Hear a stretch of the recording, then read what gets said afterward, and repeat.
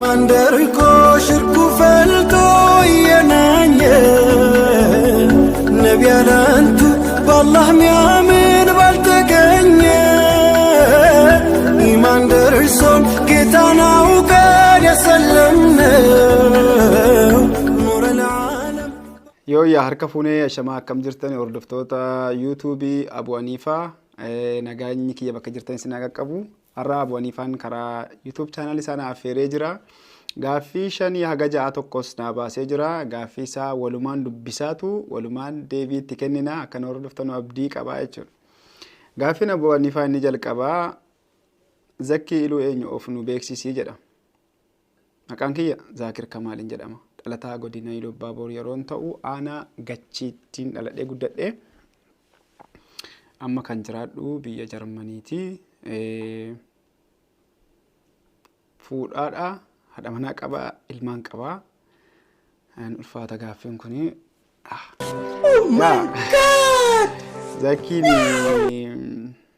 kanuma egaa Zakkii iluu maqaa kana yeroo dhiyeenya keessa kan hin baafadheedha Zakkii isa jiru karaa social media akkuma nuti isiniif kaase jalqaba maqaan kiyya karaa social media waggaa 9 dura ijoollee Iluu Abbaa Boor jechuun fayyadamaa ture sana booddeen egaa adeemsa keessa immoo maqaa gara kana dhufee jechuudha sababaan isaas yeroo sana keessatti ani tureen jira ergan biyyaa ba'e waggoota 12 dura yoo xiqqaate waggaa 12 dura gaaffiin ijoolleen walitti dhufnu baay'een isaa iluun eessaa ture sababa kanarraanin tarii karaa kanaan illee dhiibbaan uumamuu danda'amu namni akka baru gochuu hireenni argamaa laata waan jedhamurraanin kana fayyadamaa ture ijoolleen baay'een kana beekanu ragaadha Zakkii iluu kanuma jechuudha ofiisin beeksee abdii qaba inni lammaffaa jiruu kee keessatti wanti si gaddisiise yookaan si gammachiise maali jireenya koo keessatti wanti na gaddisiise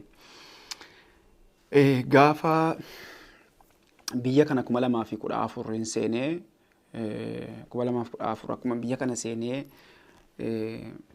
osoo man kaambii akkuma kaambii dhareef akkuma beeni abbaan kan koo Rabbi rahmata isaanii godhu abbaan kan koo du'uudha jechuun biyya la ergan biyya ba'ee biyya keessa sosoon jiru ta'ee biyya ergan ba'eesi gadda akkasii baay'inaan keessummeessee waan hin beeknee fi abbaa kiyya akkamalee jaalladha sanuu jireenyi osoo naaf hin mijatin kana booda jireenyi naaf mijate jireenyi naaf darbe bakkan jedhetti namoo akkanuma jedhaga bakka tokkorraa isaa darbuu fi dhiisuun hiree Rabbii keessa jira ammoo nam tokko gaafa biyya tokkotti jijjiiratu akka waan isaa darbeetti ilaala anis gaafan bishaan sanarra darbee dhufee biyya Jarman ga'ee jedhu baqqaama booda abbaa kiyyas ta'e akkuma gaariin jiraadhaa jedheen ture jechuudha kun yaada kiyya ture jechuudha yeroo kanatti yeroo abbaan kiyya du'anu gadda sana gaddi kiyyan guddaan Rabbi rahmata isaaniif haa godhu guyyaa gammachuunis sanuma kanuma wal qabata gammachuuni gaafa ani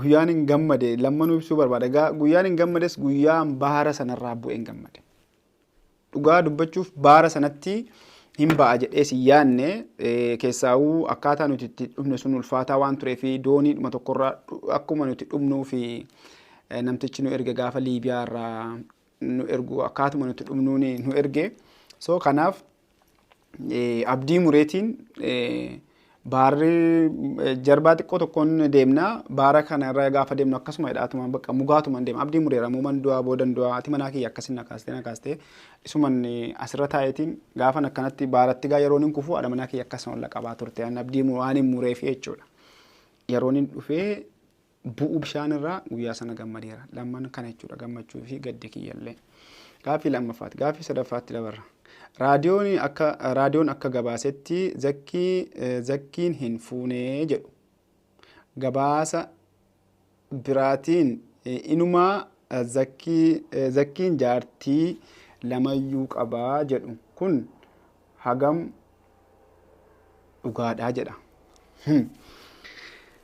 Zakkiin hin fuunee inni jedhu jalqaba irratti naan of beeksisu suniif himeetiin jira zakkiin fuudhaa abbaa ilmaaniiti kanaafiyyuu raadiyoon akkas jedhu suni kijibaa haadhuma manaa takkan qabaa ilmaan hin qabaa kanaafuu raadiyoon sun sirriin gabaasne jechuudha Inni biraa gaaffiin arfaffaanii Zakkii Iluu Suudaan keessa ba'ee Liibiyaa qaxxaamuree biyya Jarman seenuutu dubbatama. Bahaara keessatti wanti si mudate irraa mee nuuf himi. Baara irratti gaaffii lammaffaa irratti illee waan kana gaaffii lammaffaa na fakkaata waan kana tuqeetiin ture waan sana irratti waan mudate waan bakka waan si gammachiisuu fi si gaddiisu jedhu keessatti waan sana bira darbuu hin dandeenye dhugaadha. Ani Suudaan irraa gara Liibiyaa, Liibiyaa irraa gara Xaaliyaan, Xaaliyaan irraa gara daayirektii gara biyya Jarman dhufee dhugaa nammas agarraatti soontina jakoo duraa baduu hin dandeenye akkaataa nuti itti yeroo sana fe'amne jechuun doonii xiqqoo tokko irra kaa'amne jechuudha. Baara kanatti doonii xiqqoo tokkoon kaa'amneetu namni torba wayii asiin taa'e namni torba xiqqoo tokko waan hangas keessu jechuudha. Achi kaa'amneetu iyyuu sanarraan dhufne jechuudha. Wanti ani mudannoon kiyya maal inni abdii murannaarraan inni rafa gaafa sana abdii muradheera jechuun daqiiquma muraasa boodaa hin dhumannaadha waan jedhu isuma dhugaati kun daqiiqaa muraasa boodaa inuma dhumannaa maaliif bishaan dhufee nutti seenaa jira waan ta'eef bishaan akkasii kun dhufee nutti seenaa. Mudannoon kiyya guyyaa kana achi booda erga walakkaa geenye bishaan walakkaa sa'aatii jaamoo naannoo akkana erga deemne warri nama qarqaaran warri Xaaliyaanii nutti dhufaniitu baarri tokko antiniin guddichi tokko kan warra nama qarqaarantu jiran warra baararraa nama fuudhanu warra sana argine warri suni argineetu nutti deemu jarris nutis itti deemna warra bishaan irraa akkasuma warra akka keenyaa kana fuudhan jechuudha. Achi geenya gaa achi booda namu tokkoon iyyuu maali baabur intinii kanarra ba'aa jira warra nama gargaarsaa dhufan kana baaburri jira jalbaa jechuudha baabura soorii jalbaan nuti ittiin deemaa ture xiqqoo ture jalbaan guddaan dhufe jechuudha inni Xaaliyaanii yookaan biyyoonni gurguddatan baararra erganii nama fuudhan jechuudha. So gaafa yeroo sana maal inni bira ga'ee ka'eetiin yeroo ol baanu haati mana geessu waan bira jirtuu fi yaadadheetiin bakka yoon illee du'ellee isiin abaatu jedheetiin isiidhaaf inni ree kennaan. Amma nu lammanuu nuti immoo isii immoo ati dura ba'ee jetti ani immoo lakkisitti dura ba'aan jedha osuma nuti wal morminuutu iyyuu namni baay'een ol ba'e. Bakki suni maaliif yeroo namni akkana baara kana intini markaba isa guddaa kana yaabbatu markaba isin jechuu barbaade markaba guddaa kana yeroo inni yaabbatu markabni isin xiqqoo kun raafamtee yeroo inni dhumatu baay'eetu jira. So osoo nuti wal morminuutu namni dhufee ba'a namni dhufee irra ba'a dhumarra markaba xiqqaa kanarra kanaaf numa qofa ta'eetu markabni kun akkana siifachi goggodhatti jechuudha. Bakka takkatti dhumannee wallee mudannoon kiyya kana silaatu namni tokko silaa wal dhaga'ee ba'ee gaarii ture wal dhaga'uun barbaachisaadha kanuma jechuu barbaada. Nuti gaafa sanas ilmoo tokko qabna waan ta'eef silaa ilmoon kan keenya lammanuu bakka takkatti dhabaa jechuudha. Kanaaf wantoota akkasii wal dhaga'uudha mudannoon kiyya kana nu lammantu hafe osoo ati ba'ee ati markaba isa kanarra ati ba'ee osoo jennu nu lammantu markabuma sanarratti hafee jechuudha. Garuu dhumarra nutis baanee jirra gargaarsa rabbiitii fi warra Xaaliyaan sanaan jechuudha. Gaaffiin shanaffaanii Zakkiin artistii nama sirbu ture eenyu fakkeenya godhate yookaan akkamitti gara artii kanatti dhufe booda akkamiin sirba irraa toobatee jedha. Anuyyuu dagadhee an dhugaa dubbachuu fi akkuma nama kamiiniyyuu sirba hundumayyuu dhaggeeffadhan ture garuu akkamitti dhufeessa jedhu sanan deebisa eenyuun fakkeenya godhatteetu hin taane fakkeenyummaa addii kanaas dhaqee sana keessatti silumaayyuu hin seenneen baay'ee jechuudha. Waan biraa osoo hin taane bara 2000 fi qabsoo qeerroo kana keessatti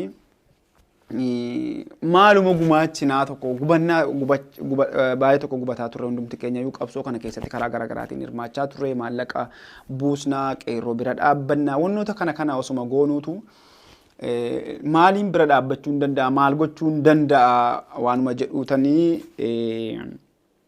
hiriyoonni kiyyas baay'een warroonni walitti siqan warruma aartii keessa turanidha.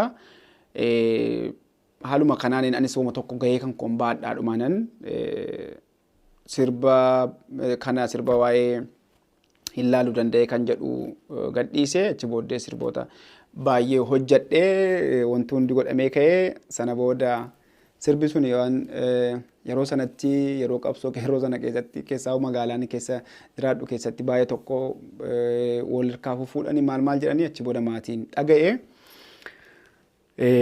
haati kiyya natti mufatte sana booddee anis lammatti waan kanatti hin deebi'u karaa biraatiin qabsoorraa qooda fudhachuu nan danda'a.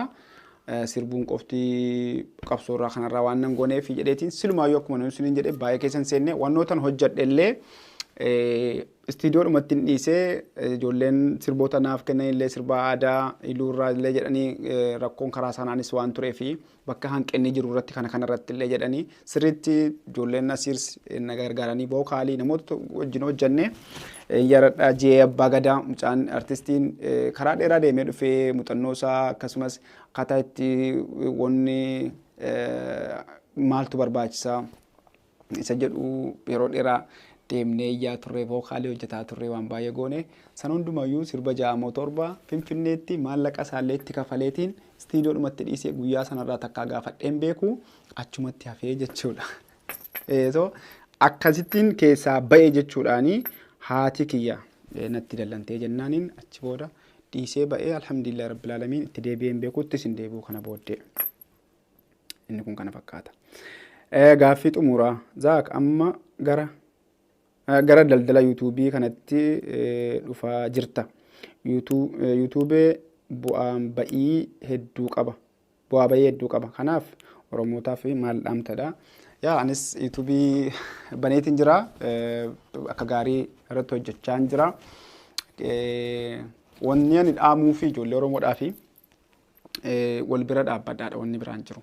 Ijoollee karaa sooshaal miidiyaatti dhuftee karaa yuutuubii keessaa yoo waan nama argamsiisu beekumsa wanti tokko wanti waarraa argamu tokko qulqullinaan akka hojjetamu godha. Waan biraa osoo hin taane akka qulqullinaan wanti soofteerii gaariitti akka idiit godhamu bor dhalootaaf akka lafa taa'u wannoota akkasiitiin nama gargaara waan ta'eef namni tokko hojii isaa guutuu sana hojjetu osoo hin taane hojii biraa hojjetaa yeroo inni karaa akkasiitti dhufu nuti gargaaruu cinaa dhaabbachuu jajjabeessuu yoo inni qabaate qabeenya kan keenya qabeenyi isaa akka qabeenya keenyaatti ilaalu wanna nuti gargaaruu dadhabne gargaaruullee waan danda'uuf jechuudha.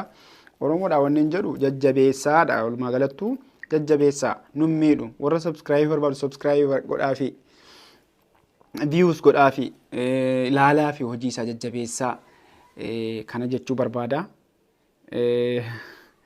Inni dhuma sirna aadaa fuudhaa heeruma iluu keessaa arrabsoon beekamaadha. Maal jettanii gurbaa isa fuudhe arrabsitu? Deebiin gaaffiin kun na darbu. Dhugaa naan ergan biyyaa ba'ee tureen jiraan dagadhee jira maal akka jedhamee nama arrabsamu. Dhugaa naaf hin dhufne gaaffii kana tuun jalqabaa dubbiseera ta'e silaatu waan tokkonne irratti jedha ammaaf naa darbu gaaffiin kun. Inni biraa mudannoo gaafa biyya Arabaa dhufte si mudate nuuf himi afaan wallaaltee madaamii waliin. Madaamii? Ani biyya Arabaa Suudaaniin ture. Suudaanii keessatti immoo madaamiidhaan waliin argitu. Madaamii jechuun dubartii na fakkaatu. Dubartiidha miti? Madaamiin dubartiidhaan waliin agartu ati. Dhiirri dubartiidhaan waliin argu. Bakka inni itti hojjetu hin jiru baay'inaan jechuudha. Ani gaa mana dubartiin jirtu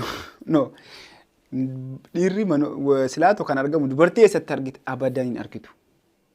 Hin argitu biyya Sudaan keessatti dubartii dhiirri dhaqee yookaan manooraan hojjetu waan ta'eef dhiirri kan inni hojjetu kaafteeriyaa garaagaraa hojjeta. Achuma bulas in argu jechuudha madaamii wajjin waliin argu. Kanaafuu ani gaafan Sudaan dhufus hiriyaa kootu naqee balee har'a hiriyaa gaafa sana garuu Oromummaadhuma qofa kan walitti qabnu Ayinaachoo Magarsaa Ayinii Magarsaa isan naqee balee yakkan dhufeeni ani ijoolleedhumaan jechuun gaan beektanii sabiyyiin ture achi keessaa mudannoo tokko maaliif isin itti himne kana dhiisaati guyyaa gaafan dhufu ani gaafuma sana fuudhee haadha manaan qaba gaafan Suudaanii dhufu ijoollee durbaa nama ja'a wajjinan dhufe annaa ijoollee durbaa nama ja'a wajjinan dhufe ani dhiirri tokko ittiidha achi keessaa ana qofatu ijoollee xiqqoodhaan gaafa sana jechuudha. Egaa waggaa meeqa turaa yaadadha. Hadhayyuu kanan fakkaadhaan. Jarri mucaan sabiyyiin kun gaafa naqu warri naqee balanii wii mucaan sabiyyiin kun yeessu maalumatti biyyaa ba'ee jedhu. Sabiyyiin kun maal kun jedhu baqa. Anis calluma jedhee galgala rafiitiin geenyaan ijoolluma durbaa keessa na raffisanii.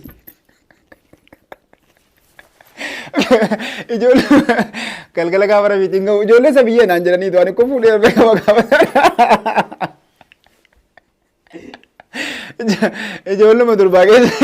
Ijoolluma durbaa keessa bakka naa kennanii achuma rafee jechuudha jarmaa wajjiniin already